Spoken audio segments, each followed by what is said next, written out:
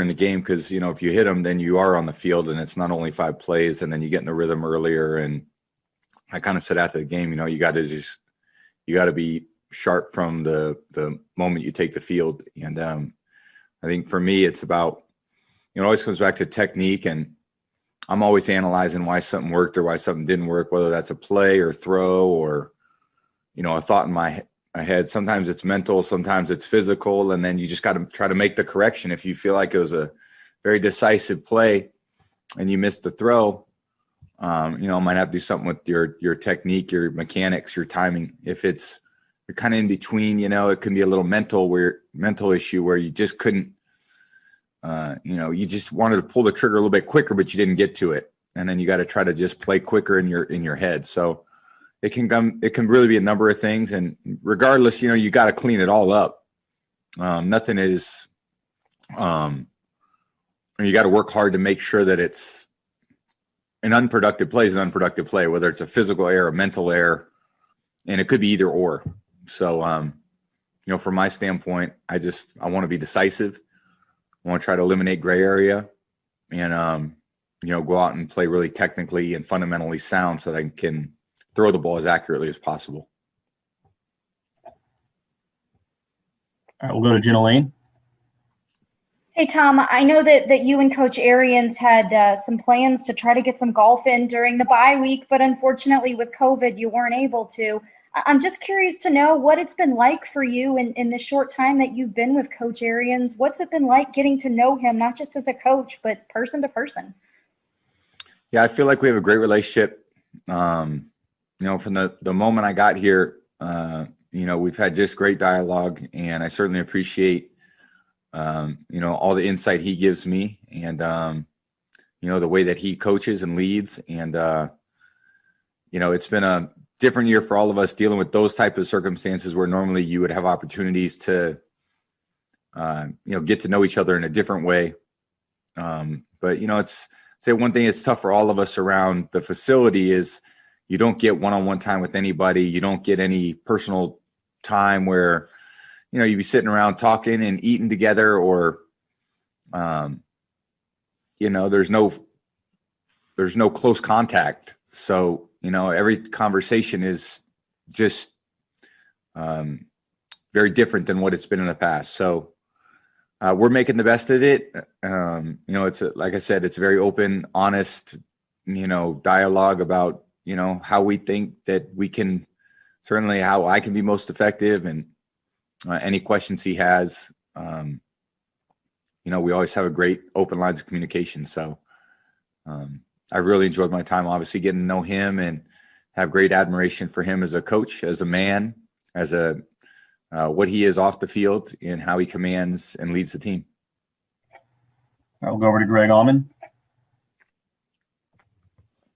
Hey, Tom, obviously you guys have gotten a lot out of Ronald Jones this year. He's dealing with not only the broken pinky, but with being on the COVID list right now as well. I just want to ask you, obviously you have a lot of confidence in all of your backs, but just what you do, whether it's Fournette or anyone else, just to make that work on and adjust on Sunday. I think, first of all, we're all thinking about Roe, and, obviously a tough week for him when you have an injury and then you have something that comes up with COVID. So, he's been so reliable, dependable, consistent for us, even through the offseason, his commitment to making improvements to his game. And I think everyone has a great deal of respect for Roe and what he's brought to the team. For a young player, he's shown a lot of maturity. He's very selfless. And I love being in the back, when he's in the backfield with us, and got a lot of confidence in him. I got a lot of confidence in the other backs. Leonard's played a lot. He's done a lot of great things. Shady's done a great job. Keyshawn's done a great job when he's been in there. So we got a really talented backfield, and we just got to continue to find ways to use them all so that they can all be productive. All right, we're going to go to Scott Reynolds. Hey, Tom, you might not see him much on the practice field because he's running scout team for the defense, but Josh Rosen's a guy that was a former first-round pick who's on his third team in 3 years. What's your impressions from him, your interactions, whether it be on the field or in the meeting rooms?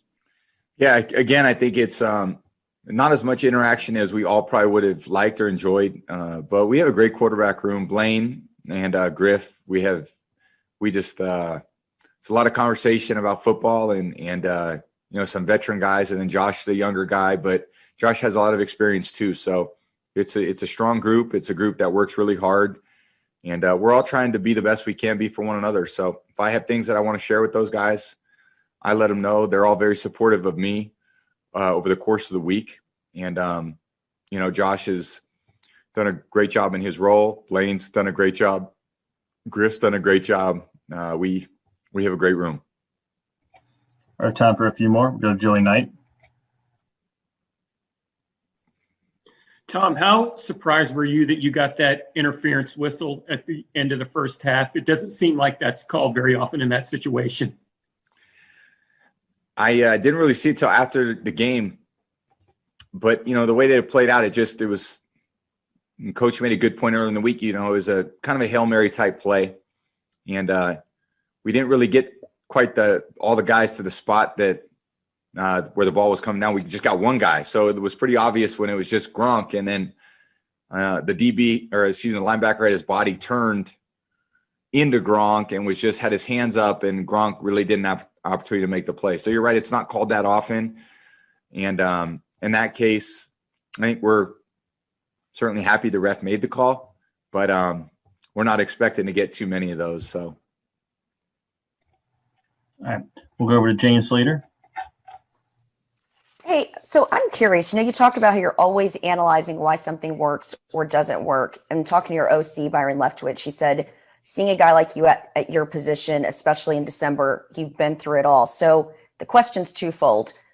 How has your approach to December changed? And when you go through and analyze these things, what do your notebooks or your computer docs look like over these years? And two, have you relished the challenge of all that's come with coming to Tampa, not getting those one-on-one times, but being able to get this team to the playoffs here? We're talking playoffs for the first time since 2007.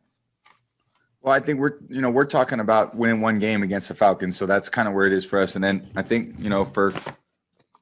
this is our notebook. You think we're building rockets with the amount of information that's in here, just for a bunch of football players. So that all adds up, and all those plays add up, all the schemes add up. And over the course of the year, you get to December. I think the nice part about December is, when you scout an opponent, you feel like you really know them pretty well because they're not putting in a new defense this week. They're going to run what they run. They've been running what they run all year. You got to try to evaluate what the strengths and weaknesses are. I'd say the challenges are earlier in the year. You don't always have a great idea of what they've done in the offseason and so forth. So now they're doing the same thing for us. So they got more knowledge, than they had earlier in the year. So when you play teams late, it's really preparation really takes over. Preparation so you can go out there and play with confidence and execute well. So that's part of what I really enjoy about playing in December. I feel like I can get a pretty good feel for the opponent. All right, we'll close out with a question from Andrew Cassie. Hey, Tom, got a non-football question for you. With it being the holidays and whatnot, are there any favorite Christmas traditions or memories there that go on in the Brady household? Oh man, I'm excited for a new tradition of just being down here and beautiful weather. Doesn't quite feel like it's Christmas time, just because the seasons, they don't change much. So normally up in the Northeast where I've been, you definitely feel, I know it's got a lot of friends send me pictures today of, 12, 16 inches of snow up in the Northeast. So I just wrote back, don't really miss that, don't really miss shoveling out of snow, but it's a little different. And my kids are really looking forward to it. My kids are getting a little bit older. So they're anxious to see if Santa Claus is going to come this year. I told them if they're good, maybe we'll see. So it's been a good year thus far. All right, that's all for today. Thanks, Tom.